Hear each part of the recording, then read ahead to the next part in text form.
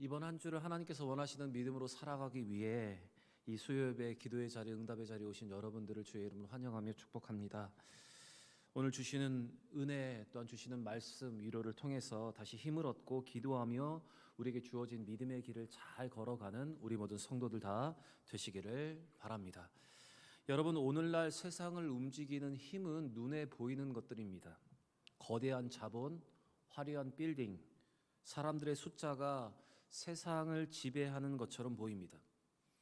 그래서 현대를 살아가는 우리는 눈에 보이는 크기와 속도에 중독되어 있습니다. 그래서 크면 이긴 것이고 빠르면 성공한 것이라고 믿습니다.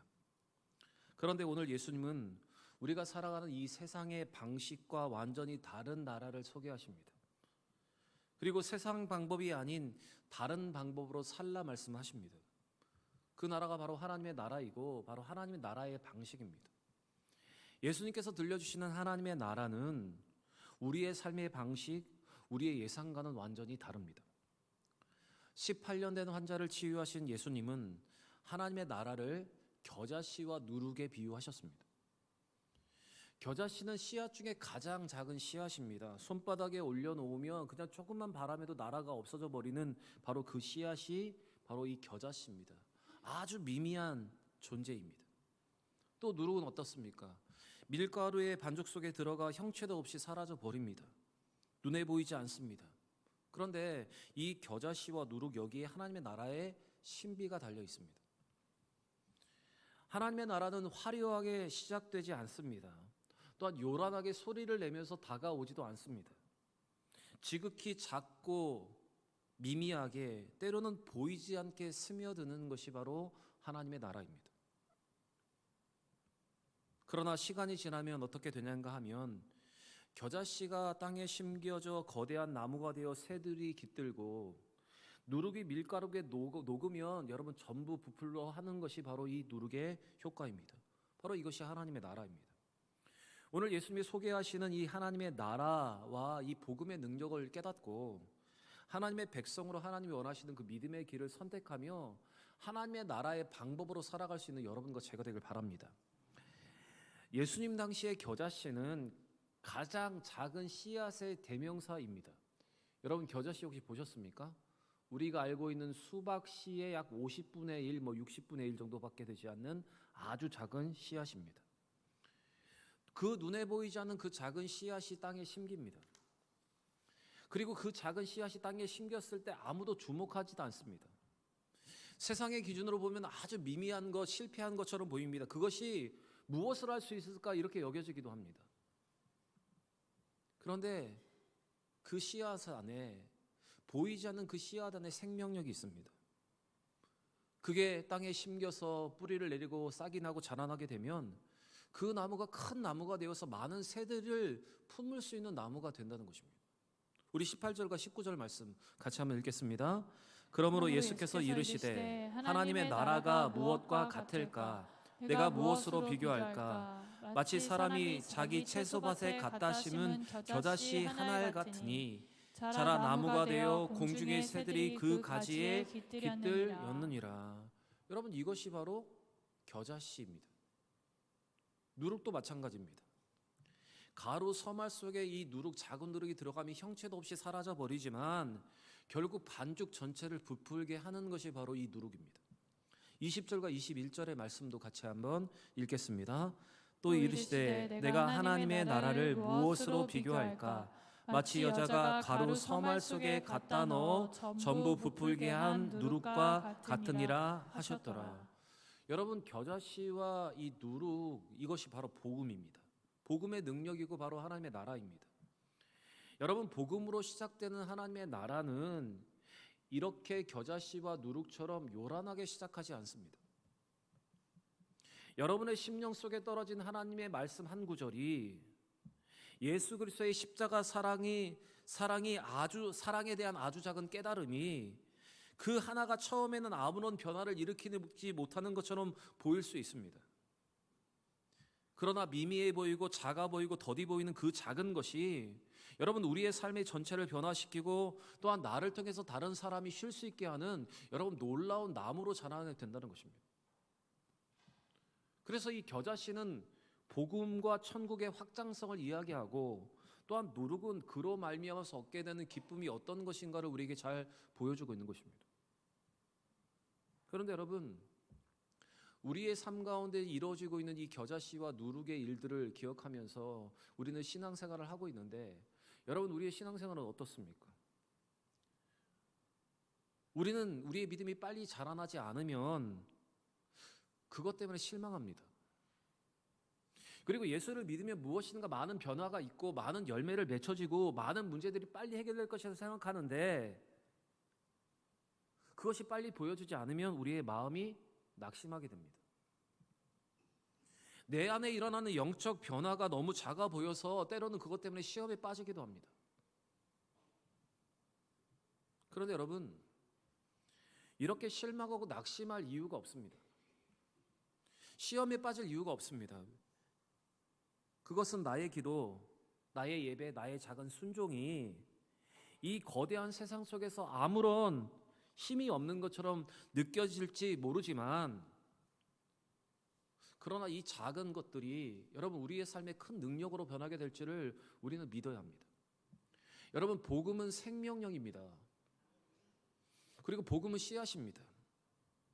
그래서 그 생명은 반드시 자라나게 되어 있습니다.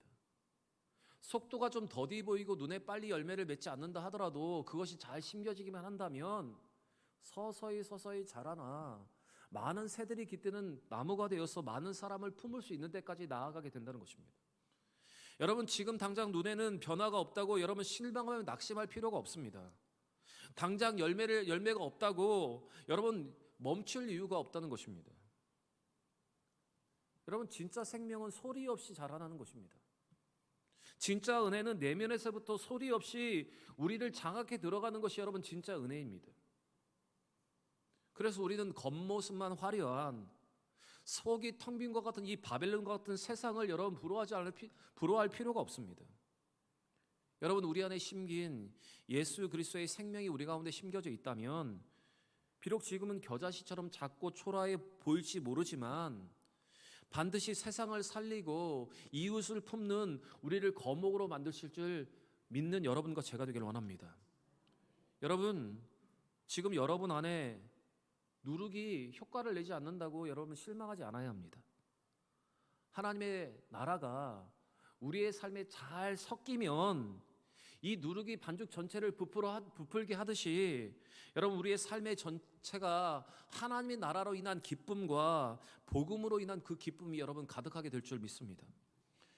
특별히 예수님의 이 말씀은 18년 된 환자를 치유하신 이후에 곧바로 하신 말씀이기 때문에 이 겨자씨와 누룩은 그 불쌍한 여인으로 대표되는 아주 미약하고 비천한 사람들이라고도 할 수 있습니다. 곧 하나님의 나라는 권세 있는 다수에 의해서 이루어지는 것이 아니라 가장 보잘것없는 한 영혼의 구원에서부터 시작되는 기적과 같은 것이라는 것을 이 말씀을 통해서 예수님께서는 분명하게 말씀하시는 것입니다. 그래서 여러분, 지극히 작은 자 하나에게 한 것이 하나님께 한 것이라는 말씀처럼 작은 것에부터 시작되는 것이 하나님의 나라입니다. 우리는 거창하게 우리가 많은 것을 해야 하나님의 나라가 온전히 이루어지는 것처럼 생각하지만 여러분, 작은 믿음의 실천 하나, 지극히 작은 자 하나에게 한 것이 여러분 하나님의 나라를 이루어가는 비결입니다. 여러분, 하나님의 나라, 그 복음의 능력, 그 능력이 겨자씨와 또한 이 누룩과 같다는 것을 기억하시면서 보이지 않고 때로는 속도가 빠르지 않고 미미해 보인다 하더라도 결국 이것을 통해서 모든 것을 바꾸실 하나님을 기대하면서 여러분 그 믿음을 가지고 이 믿음의 길을 잘 걸어가는 여러분과 제가 되기를 원합니다.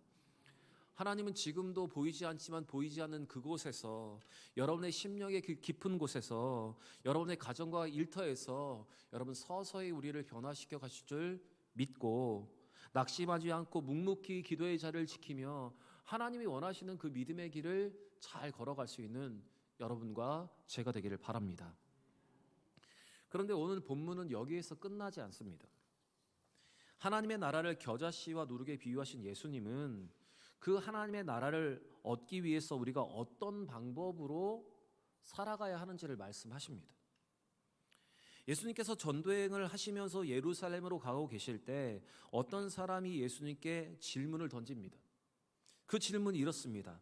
주여, 구원받는 자가 적으니까. 우리 22절과 23절 같이 읽겠습니다.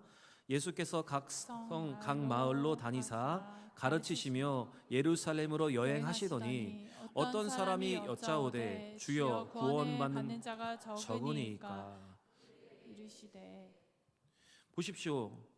그 사람의 질문은 구원받은 자가 많습니까? 적습니까? 이런 질문입니다. 숫자와 양의 크기입니다. 그런데 예수님께서는 그 질문에 많다 적다로 대답하지 않으시고 대신 엄중한 한 가지 결단을 그 사람에게 촉구하십니다. 24절 말씀도 같이 읽겠습니다. 좁은 문으로 들어가기를 힘쓰라. 내가 너희에게 이르노니 들어가기를 구하여도 못하는 자가 많으니라. 예수님의 대답은 약 동문서답 같습니다. 구원받는 자가 적습니까? 이렇게 물었는데 예수님께서는 좁은 문으로 들어가라 하십니다. 여러분, 여기에 기독교의 역설이 있습니다. 하나님의 나라는 겨자씨처럼 자라나서 거대한 나무가 되지만 그 나라로 들어가는 문은 거대하지 않습니다. 화려하지 않고 좁고 협소합니다. 그런데 여러분, 왜 하나님의 나라는, 그 하나님의 나라로 들어가는 문은 왜 좁고 협소한 문입니까? 왜 좁은 문입니까? 여러분, 이것에 대해서 우리는 깊이 생각해 보아야 합니다. 왜 천국 가는 문은 좁은 문인가? 왜 넓은 대로가 아니라 좁은 길이고 좁은 문인가? 여러분, 우리는 이것을 기억해야 합니다. 천국 가는 길이 좁은 문이라는 것은 그 문은 내 의를 가지고 들어갈 수 없는 문이기 때문입니다. 내 자존심, 내 세상적인 자랑, 내 고집을 다 짊어지고는 들어갈 수 없는 나라가 하나님의 나라이기 때문에 여러분, 그 문이 좁다는 것입니다. 여러분, 좁은 문으로 들어가려면 어떻습니까? 불필요한 짐을 다 내려놓고 내 몸을 최대한 낮추고 숙여서 여러분, 낮은 자세로 들어가는 것이 바로 하나님의 나라입니다. 바로 그것이 좁은 문으로 들어가는 비결입니다. 나를 부인하고 오직 예수 그리스도의 십자가만을 붙드는 사람만이 들어갈 수 있는 문이기 때문에 여러분, 그 문이 좁은 문인 것입니다. 그런데 세상 사람들은 우리를 향해서 이 좁은 문으로 들어가는 이 모습을 향해서 미련한 짓이라고, 왜 세상의 방법을 따르지 않고 왜 그렇게 힘든 길을 선택하느냐, 우리에게 이렇게 말할 수 있습니다. 그러나 여러분, 좁은 문이 천국으로 들어가는 그것이 때문에, 예수님 말씀하시면 이것이 진리이기 때문에 우리는 오늘도 좁은 문과 좁은 길을 선택하면서 믿음의 길을 걸어가야 하는 것입니다. 여러분, 우리의 것을 모두 짊어지고는 우리가 좁은 문으로 들어갈 수 없습니다. 내 자와 내 자랑과 내 세상적인 모든 것을 가지고 그 문을 통과할 수가 없습니다. 내 모든 것을 내려놓아야, 내가 낮아져야지, 겸손해져야지, 작아져야지 통과할 수 있는 문이 바로 이 좁은 문입니다. 이어서 예수님께서는 천국에 대해서 말씀하시면서 다시 한번 경고를 하십니다. 우리는 오늘 주시는 이 경고의 귀를 기울여야 합니다. 그리고 이 주시는 경고에 혹시 내가 이런 사람이 아닌가, 나는 그동안 그렇게 살아온 것이 아닌가, 혹시 내가 천국의 문턱에서 주님이 나를 모르신다고 하면 어떡할까, 여러분 심각하게 고민하면서 이 경고를 받아들여야 합니다. 우리 25절 말씀 같이 한번 읽어보겠습니다.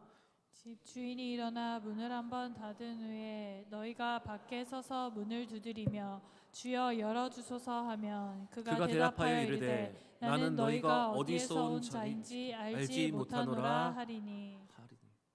여러분, 잘 이해하셨나요? 다 천국에 들어갔는데 천국 문이 닫혔습니다. 그런데 내가 못 들어간 거예요. 그래서 어떻게 합니까? 주인한테 문을 두드리면서 저 여기 왔습니다. 문 좀 열어주세요. 저는 들어가야 될 사람 아닙니까? 그랬더니 주님이 뭐라 하십니까? 나는 네가 누군지 도대체 알지 못한다. 여러분, 천국 문턱에서 혹시 한번 거절당해 보신 적 있습니까? 아직 없으시죠? 만약 우리가 여러분 천국 문턱에서 거절당하면 여러분 어떻게 하시렵니까? 오늘 말씀을 잘 보시면 예수님은 많은 사람이 들어가기를 구하여도 들어가지 못하는 자가 많다고 말씀하십니다. 문이 언제까지 열려있지 않다는 것입니다. 결국 문은 언젠가는 닫힌다는 것인데 닫힌 후에는 들어갈 수가 없다는 것입니다. 집주인이 문을 한번 닫은 후에는 아무리 밖에서 두드려도 주여 열어주셔서 외쳐도 소용이 없다고 지금 말씀을 하십니다. 여러분, 그때 문 밖에서 두드리는 사람들, 천국에 들어가지 못한, 그 문이 닫혀서 그곳에 들어가지 못한 사람들이 예수님을 향해서 이렇게 변명을 합니다. 우리는 주 앞에서 먹고 마셨습니다. 주께서 또한 우리를 길에서 가르치지 않으셨습니까? 여러분, 그 사람들의 변명을 한번 들어보시기 바랍니다. 같이 읽겠습니다. 26절입니다. 그때 너희에게 말하되 우리는 주 앞에서 먹고 마셨으며 주는 또한 우리를 길거리에서 가르치셨나이다 하나. 천국에 들어가지 못한 사람들이 변명합니다. 여러분, 이 말이 무슨 뜻입니까? 여러분, 주님과 함께 먹고 마시지 않았습니까? 주님이 나를 길거리에서 가르쳐주지 않으셨습니까? 지금 이렇게 말하는 것입니다. 여러분, 이 말 우리의 말로 한번 바꿔보면, 저 예수님 너무나 잘합니다. 저 교회 오래 다녔습니다. 예배의 자리도 앉아 있었고 제자 훈련도 다 받았습니다. 봉사도 많이 했습니다. 여러분, 이런 뜻입니다. 예수님과 친밀하다고 지금 주장을 하는 것입니다. 그 친밀함을 말하는 것입니다. 그런데 예수님의 대답이 더 충격적입니다. 너희가 어디서 왔는지 내가 알지 못하노라. 행악하는 모든 자다 나를 떠나가라. 이렇게 변명을 해도 주님이 모른다고 말씀하십니다. 우리 27절도 같이 읽겠습니다. 그가 너에게 말하여 이르되 나는 너희가 어디서 왔는지 알지 못하노라. 행악하는 모든 자들아 나를 떠나가라 하리라. 여러분, 이 말씀의 뜻을 잘 이해하셔야 합니다. 종교적인 익숙함으로는 구원을 받을 수가 없습니다. 주님 주변을 맴돌았던 구경꾼의 경력은 구원에는 아무런 소용이 없습니다. 주님과 함께 먹고 마셨다는 것은 문화적 그리스도인을 말합니다. 어려서부터 자연스럽게 교회 안에서 자랐기 때문에 교회 생활에는 익숙하지만 예수 그리스도를 인격적으로 만나지 못한 사람들입니다.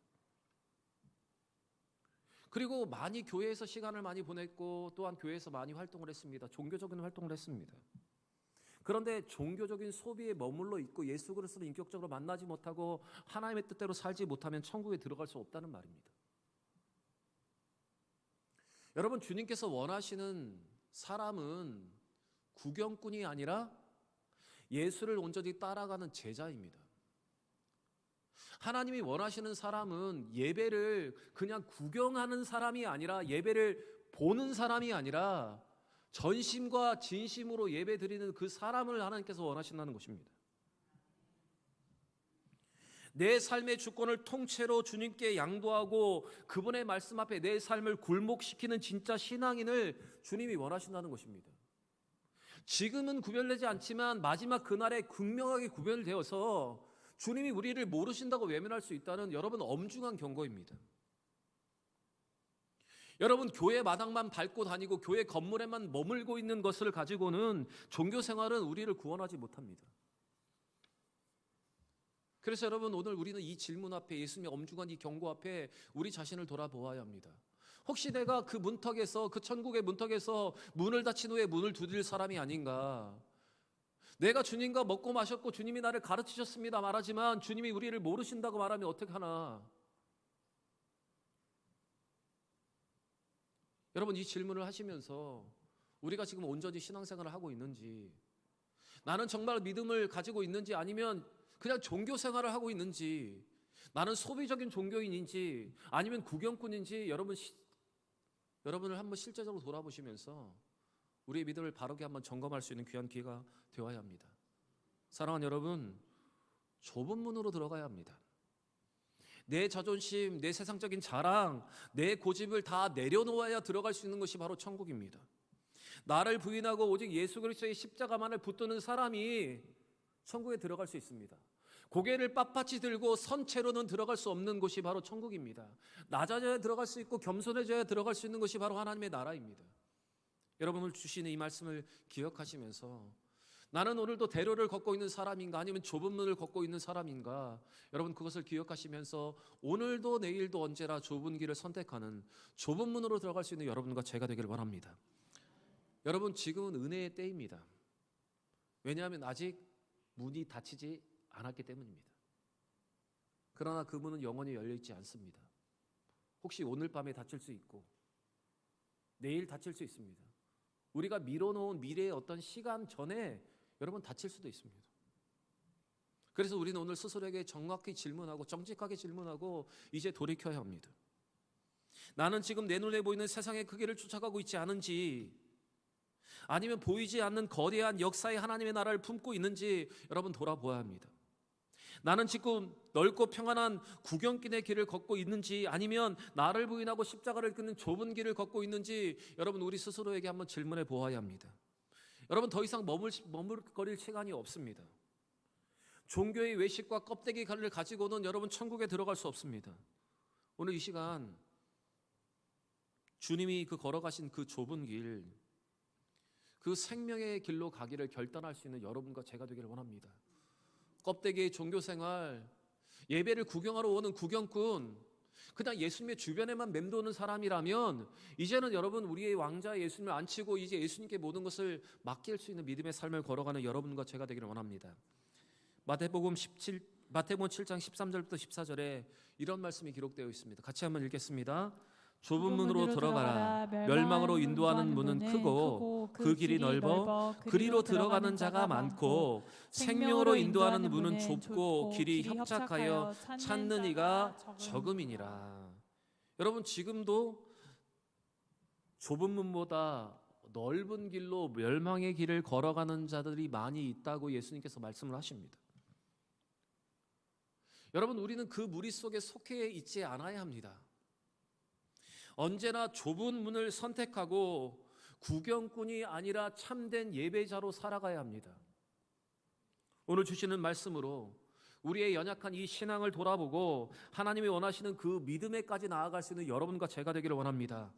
내가 알고 있고 내가 만족하는 그 신앙을 가지고는 천국에 들어갈 수 없습니다. 예수님이 말씀하시고 하나님께서 원하시는 그 믿음에까지 나아가야 여러분 우리는 천국에 갈 수 있는 것입니다. 내 신앙에 내 믿음에 만족하다가 우리가 천국 문턱 앞에서 여러분 우리를 모르신다고 거절당하면 어떻게 하시겠습니까? 내 신앙의 기준과 내 믿음의 기준이 아니라 하나님 앞에 우리의 믿음의 기준을 마치고 그 믿음으로 살아갈 수 있는 여러분과 제가 되기를 원합니다. 내 신앙에 만족하는 어리석음에서 벗어나 하나님이 원하시고 하나님이 우리에게 알려주시는 그 믿음의 길을 다 걸어가는 우리 모든 믿음의 성도들 다 되시기를 우리 구주 예수 그리스도의 이름으로 간절히 축원합니다.